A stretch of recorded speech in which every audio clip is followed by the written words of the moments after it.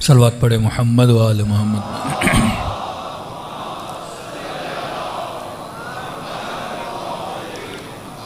وعجل فرجم، جب تک اس زندگی کی معرفت نہ ہو، تو فرمایا دنیا کی زندگی آنکھ جھپکنے کے برابر ہے، اور آخرت کی زندگی حیات ابدی ہے۔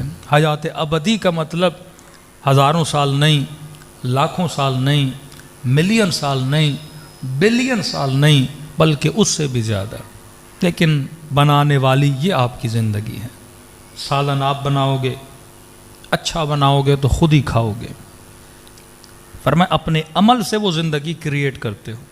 اب جتنا لذیذ بناؤ گے اتنی وہاں پہ تجھے کھانے میں لذت ملے گی، جتنا گندا بناؤ گے اتنی وہاں کھانے میں تکلیف کس نے ہونی ہے؟ تو نے ہونی ہے۔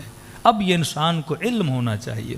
اور دوسری نشانی جو معصوم نے عقل مند کی بتائی، ایک تو کہ ہمارے شیعہ عقل مند ہوتے ہیں، دوسری نشانی عقل مند کی یہ بتائی کہ عقل مند وہ ہوتا ہے جو ہمیشہ یاد موت میں رہتا ہے۔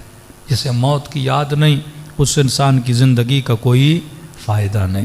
لیکن ایک جھلک بتا دوں کہ وہ زندگی کیسی زندگی ہے، واقعاً وہاں پہ ہم رہیں گے کیسے، جئیں گے کیسے، اتنے سال ہم نے اس دنیا میں رہنا ہے تو ہم کریں گے کیا؟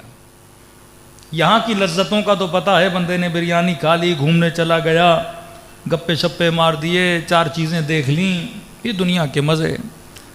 مَلْحَيَاتُ الدُّنْيَا إِلَّا لَعِبٌ وَلَهْوٌ، دنیا کی زندگی لعب و لہو ہے، بچوں کے ساتھ محبت کر لی، گھومنے پھرنے۔ وہاں کی زندگی کیا ہے؟ کیا وہاں پہ بھی یہ میل جول ہوگا؟ کیا وہاں پہ بھی ہمسایوں سے ملنے جائیں گے؟ اصلاً ہمارے مرحومین جو دنیا سے چلے گا اب کہاں ہیں، کیا کر رہے ہیں، ان کی ایکٹیویٹی کیا ہے؟ اصلاً یہ مجلس حسین جو ہم کرا رہے ہیں، کہ ہمارا مرحوم دیکھ بھی رہا ہے کہ نہیں؟ کیا وہ جس طرح ہم ان سے غافل ہیں، کیا اسی طرح وہ ہم سے غافل ہیں؟ اگر دیکھ رہے ہیں تو کتنی دیر دیکھتے ہیں؟ اگر دنیا میں آتے ہیں تو کب آتے ہیں؟ جب ہم ان کی قبروں پہ جاتے ہیں کیا وہ ہمیں دیکھتے ہیں؟ کیا ان کو پتہ بھی چلتا ہے کہ میری کوئی ماں، میرا کوئی بھائی، میرا کوئی دوست میری قبر پہ بھی آیا ہے کہ نہیں؟ 24 گھنٹہ ان کی ایکٹیویٹیز کیا ہوتی ہیں؟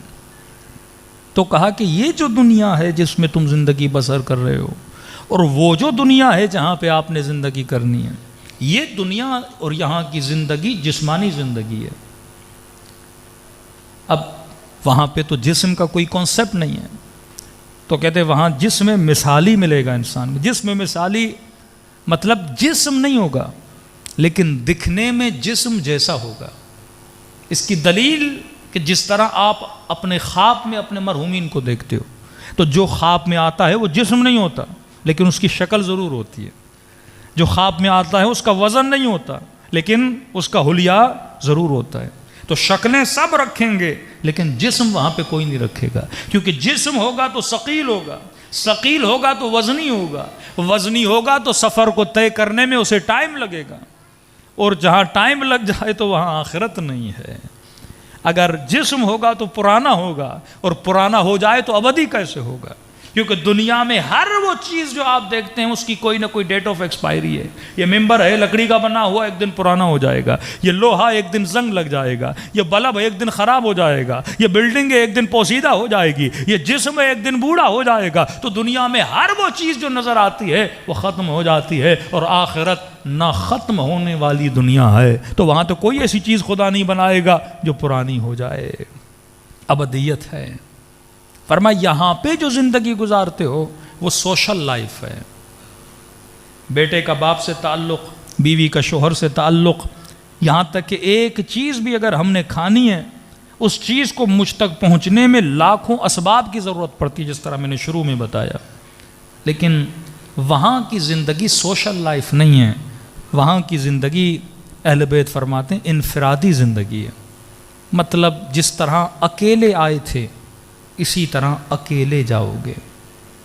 کسی سے کتنی بھی محبت ہو لیکن مرنے کے بعد وہ ہمارے ساتھ نہیں ہوتا۔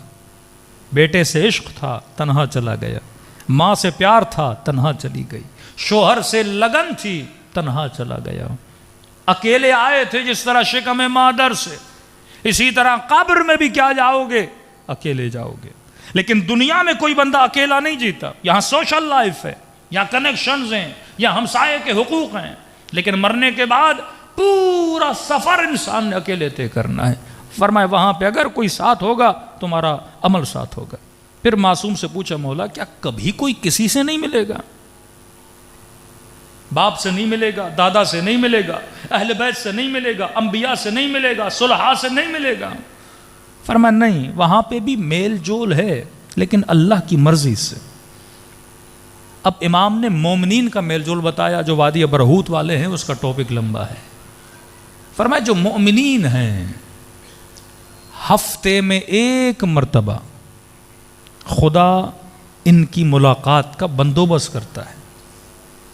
کہ مولا کہاں پہ ان کی ملاقات ہوتی ہیں؟ فرمایا ان سب کو خدا وادی السلام میں جمع کرتا ہے۔ وادی السلام ایک ایسی نگری، ایک ایسی وادی جو سلامتی کی وادی ہے۔ اب وادی السلام میں کیا کرتے ہیں وہ الگ بحث ہے، وہ مولا کی روایت میں آئے گا۔ فرمایا ونس اے ویک۔ مولا کب جمع ہوتے ہیں؟ صبح کو، دوپہر کو؟ فرمایا نہیں، جب دنیا میں وقت غروب ہوتا ہے تو خدا ان کو وادی السلام میں بلاتا ہے۔ کب تک رہتے ہیں؟ فرمایا جب تک وقت فجر نہیں ہو جاتا یہ یہاں بلائے جاتے ہیں، اور فجر کا وقت ہوتا ہے پھر یہ واپس عالم برزخ کی طرف بھیجے جاتے ہیں۔